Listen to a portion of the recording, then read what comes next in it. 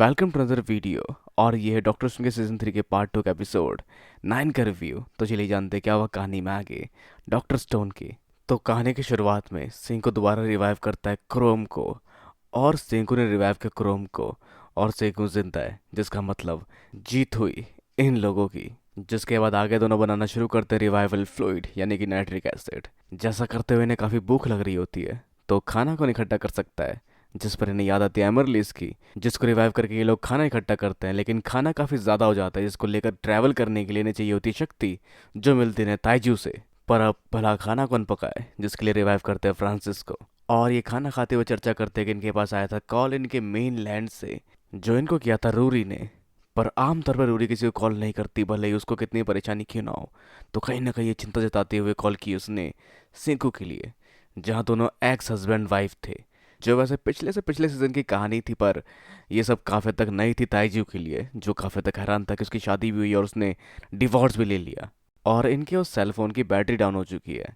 जहां आगे फ्रांसिस बात करते हैं उनके जहाज में लगे इक्विपमेंट के बारे में, जिनसे वो कॉल कर सकते हैं। पर ये इतना भी आसान नहीं होता, क्योंकि इनके जहाज के अंदर की तोड़फोड़ कर दी गई होती है, जिसको देख के क्रोम काफ़ी हद तक गुस्से में होता है। और सें को गुस्सा नहीं होता, उसे गुस्सा आता है, पर वो भी काफ़ी बिजी है गुस्सा करने के लिए। तो हाँ, अगर आप बिजी हो तो आप गुस्से को टाल सकते हैं किसी और काम को यूटिलाइज करने के लिए। तो अब क्योंकि जहाज तबाह हो चुका है, तो इसके लिए इन्हें दोबारा रिवाइव करना पड़ेगा कासिकी को, और साथ ही बाकी लोगों को भी, ताकि ये जहाज की मरम्मत शुरू कर सके, जो शुरू होती है जिस काम में ज्ञान को भी लगना पड़ता है ना चाहते हुए। जहाँ ताइजू पानी में डूबे हुए यो की मूर्ति को बाहर निकालने चाहता है, पर साथ ही वो उठा के लाता है क्रिसामे के स्टैचू को भी, जो वहीं आसपास पड़ी हुई थी।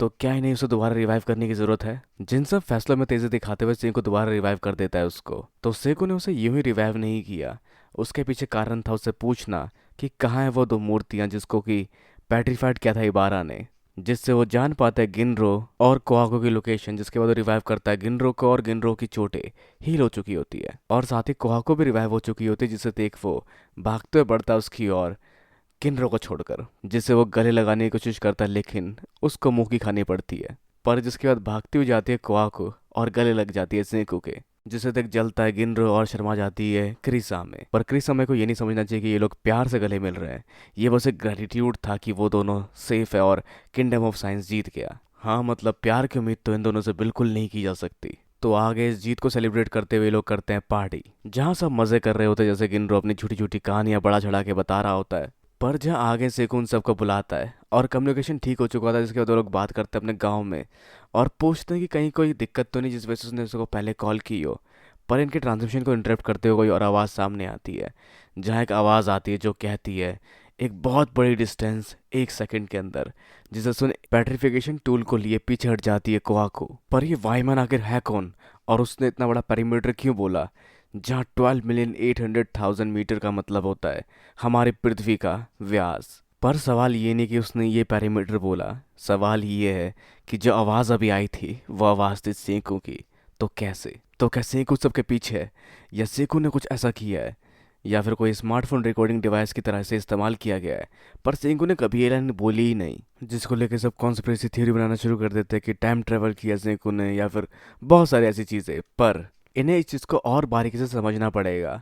तो खैर, जहाँ दोबारा ट्रांसमिशन आती है, जिसको सुनता है यूक्यू, और अंदाजन वो यही कहता है कि आवाज़ सिंकू की आवाज़ जैसी लग रही है, या ऑलमोस्ट उसकी आवाज़ ही लग रही है, या यूँ कहें कि ये एक सेंथ है, यानी कि सेंकू की आवाज़ की कॉपी है। पर स्टोन वर्ल्ड के टाइम में कैसे। पर यहाँ कैसे से ज़्यादा ज़रूरी है क्यों, कौन और कहाँ से कर रहा है ये। पर चाहे वो जो भी हो, वो सेंकू की आवाज़ में बात क्यों कर रहा है। जिस पर बात सामने आती है इवारा के हारने के बाद, जो पहली कॉल की गई थी उसमें आवाज़ थी सेंकू की, जिसको उसने उस समय कॉपी कर लिया होगा।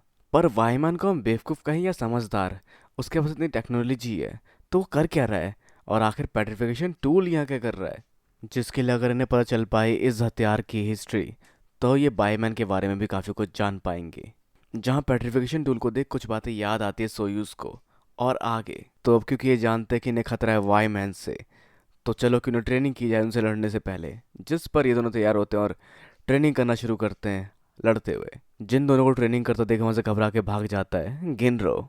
तो खैर, बाकी टीम यहाँ पर लाती है उस बंदे की मूर्ति को, या उस एक्स्ट्रा बंदे की मूर्ति को जिसको कि बचाया है ताइजू ने, और बाकी लोगों को रेस्क्यू करते हुए उसकी मूर्ति को भी लेके आ गया था, जहाँ उसका एक हाथ टूटा होता है, जिस हाथ को ये लोग लेकर आते हैं, जिस हाथ में बना होता है सेम वही टैटू जो दिखने में काफ़ी हद तक पेट्रिफिकेशन टूल की तरह लगता है। तो आगे उसके हाथ को संभाल कर वो उसको रिवाइव करते हैं, जहाँ दोबारा जिंदा होने को लेकर वो काफ़ी हद तक पॉजिटिव होता है और इनका आभारी भी। जहाँ तभी वहाँ से भागते वारता गिनरो जो ट्रेनिंग नहीं करना चाहता, जिसके पीछे पड़े होते हैं कोहाकू और क्रिसा में, जहाँ किनरो कहता है बचाओ बचाओ। और अभी जिसको इन लोगों ने रिवाइव किया उसकी पेट्रिफिकेशन के लेयर को देख के समझ सकते हैं कि वो 100 साल पहले पत्थर बना होगा। और गिनरो को मुसीबत में देख वो किसी को याद करता जो गिनरो की तरह ही दिखता था और बचाने पहुंच जाता है गिनरो को कोहाकू और क्रिसामे को हटाकर, जहाँ वो मदद करेगा अपने बॉस की जो पत्थर बन गया था पर अब वो लौट आया है। जहाँ से गिनरो इस बात को सुन काफ़ी खुश होता है और कहता है कि मैं किसी की तरह दिखता हूँ, ज़रूर वो बंदा भी स्पेशल होगा।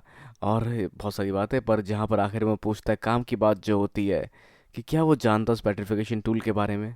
तो हाँ, एक दिन की बात है जब आसमान से वो टूल गिरने लगे इनके ऊपर और वो सभी एक्टिव थे। तो मतलब पेट्रिफिकेशन टूल आसमान से फेंके जा रहे हैं, जिससे काफ़ी सारी बातें क्लियर होती है। और जहाँ उसकी आधी कहानी अधूरी छोड़ के लोग वहाँ से भागते हैं और बढ़ते हैं आगे उस रेडियो की फ्रिक्वेंसी को एनालाइज करने की होड़ में, जिसको मैग्नीफाई करते ही अपने एक पुराने टूल के साथ, और इस तरह से उन तक पहुँचते उस सिग्नल जो आसमान की तरफ से इन तक आ रहे होते हैं। तो जहाँ आगे रेडार में बैठकर उनकी आवाज़ को एनालाइज करना शुरू करते हैं, जो कुछ अलग अलग फ्रीक्वेंसी में चलती है, जिसके वजह से समझ पाते हैं कि उनका टारगेट कहाँ होगा। जहाँ इस चीज़ से खुलासा होता है रात को डिनर के टाइम कि उनका टारगेट ऊपर आसमान में है और वो चांद से बैठकर ये सब कर रहा है। तो इन्हें भी उसकी तरफ बढ़ना पड़ेगा।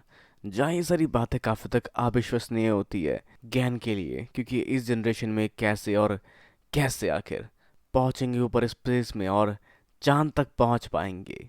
जिस पर कह ही देता है सेंखो कि हम चांद पर जा रहे हैं, तैयार रहना। तो अब क्या क्या साइंटिफिक टूल बनाएगा सेंखो चांद तक पहुँचने के लिए, और क्या करेंगे ये लोग चांद तक पहुँचने के लिए। तो खैर, अब आप क्या सोचते हैं क्या हो सकता है आगे डॉक्टर स्टोन के सीजन 3 के पार्ट 2 का एपिसोड 10 के। अपने विचार हमें नीचे कमेंट बॉक्स में बताना बिल्कुल ना भूलें। इस वीडियो को लाइक शेयर और चैनल को सब्सक्राइब करना भी बिल्कुल ना भूलें। तब तक के लिए मिलते हैं अगली वीडियो में। Sayonara and have a nice day.